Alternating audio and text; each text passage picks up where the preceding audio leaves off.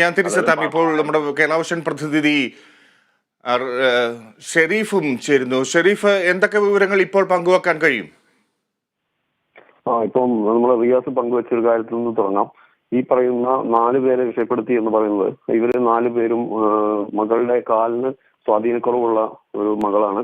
അപ്പൊ സ്വാഭാവികമായിട്ടും അവർക്ക് പെട്ടെന്ന് വാഹനങ്ങളോ മറ്റോ കൊണ്ടുവരാൻ സാധിക്കാത്ത ഒരു സാഹചര്യത്തിൽ ഇവരെ പുറത്തേക്കുക എന്നുള്ളത് വലിയൊരു പ്രതിസന്ധി തന്നെയായിരുന്നു. അപ്പൊ ആ ഒരു സാഹചര്യത്തിലാണ് ഇവര് സൈന്യത്തിന്റെ സഹായം തേടിയത്. അതിന്റെ അടിസ്ഥാനത്തിൽ തന്നെയാണ് ഇവരെ ഇപ്പൊ പുറത്തെത്തിക്കാനുള്ള നടപടി ആരംഭിച്ചിരിക്കുന്നത്. സിബി, ഷെരീഫ്, ഇവർ ആ മകളുടെ കാലിന് സ്വാധീനമില്ലാത്തതുകൊണ്ട് ഒരുപക്ഷെ ഈ ഉരുൾപൊട്ടൽ ഉണ്ടാകും, അത്തരത്തിലൊരു മുന്നറിയിപ്പ് ഇവർക്ക് നേരത്തെ ലഭിച്ചിരുന്നവരാണോ? ആ ഒരു വയ്യായ്മ കൊണ്ടാണോ ഇവർ മറ്റൊരു ദുരിതാശ്വാസ ക്യാമ്പിലേക്കും മറ്റും പോകാതിരുന്നത്?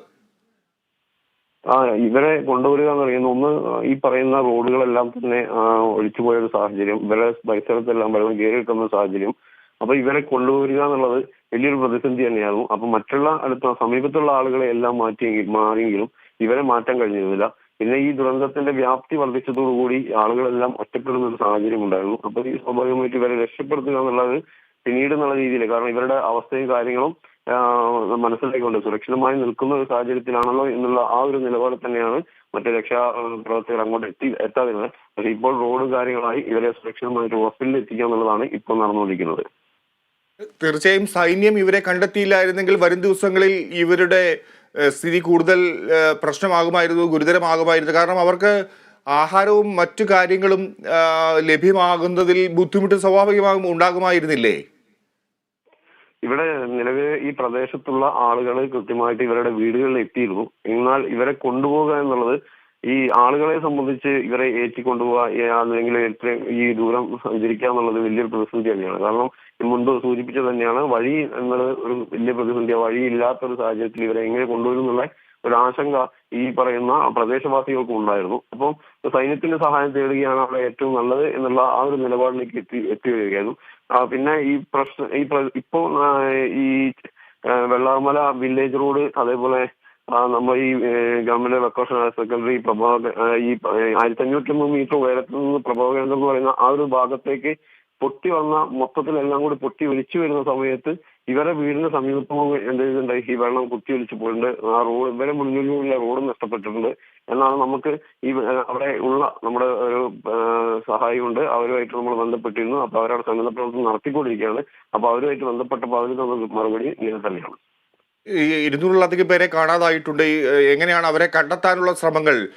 ഇതുപോലെ ഈ 4 പേരെ കണ്ടത് ഒരു പ്രതീക്ഷ പകരുന്ന കാര്യമാണ്. ഇതുപോലെ ഒരുപക്ഷെ ജീവനോടെ ഇനിയും പലരും അവശേഷിക്കുന്നുണ്ട്. എവിടെയെങ്കിലും ഒരു സൈന്യത്തിന് ആരെങ്കിലും ഒരു സഹായ കരത്തിനായി അവർ കാത്തിരിക്കുകയാണ് എന്ന് കരുതാമോ? തീർച്ചയായും.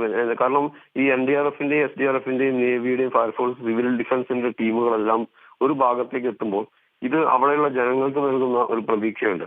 കാരണം അവർക്കില്ലാത്ത സംവിധാനങ്ങളുമായിട്ട് ഇവർ വരികയാണ്. അപ്പൊ കുറെ ആളുകൾ വീടുകളിൽ ഇപ്പോഴും ഈ എത്തിപ്പെടാൻ കഴിയാത്ത, ഇതേപോലത്തെ ഈ 4 കുടുംബങ്ങളെ പറഞ്ഞതുപോലെ അവർക്ക് പുറത്തെത്താൻ കഴിയാത്തൊരവസ്ഥയിൽ കുടുങ്ങി നിൽക്കുന്ന ആളുകൾക്ക് ഏറ്റവും വലിയ സഹായം തന്നെയാണ് ഇപ്പോൾ നടക്കുന്ന ദൗത്യ സംഘത്തിന്റെ ഈ ഒരു പ്രവർത്തനങ്ങൾ. അപ്പോൾ സ്വാഭാവികമായിട്ടും നമുക്ക് ഇവരെ എല്ലാം ഇപ്പൊ ഈ പറയുന്ന കുറെ കുടുംബങ്ങളുണ്ട് ഈ ഭാഗത്ത്, ഈ എന്താ പറയുക, ഉരുൾപൊട്ടലിന്റെ ഭീതി നേരിട്ട് കണ്ട് എന്നാൽ അവരിൽ നിന്ന് രക്ഷപ്പെട്ടു എന്ന് സമാധാനിക്കുമ്പോഴും അവരുടെ വേണ്ടപ്പെട്ടവരെല്ലാവരും നഷ്ടപ്പെടുന്ന ഒരു സാഹചര്യമുണ്ട്.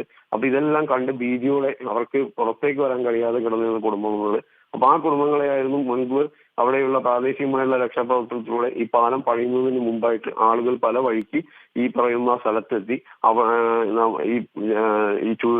ഇവിടെ ചൂരൽമലയുടെ പൊളിഞ്ഞു കിടക്കുന്ന പാലത്തിന്റെ സമീപത്തെത്തി അവിടുന്ന് റോപ്പ് മുഖാന്തരം സൈനികരെ പുറത്തേക്ക് എത്തിച്ചുകൊണ്ടിരുന്നത്.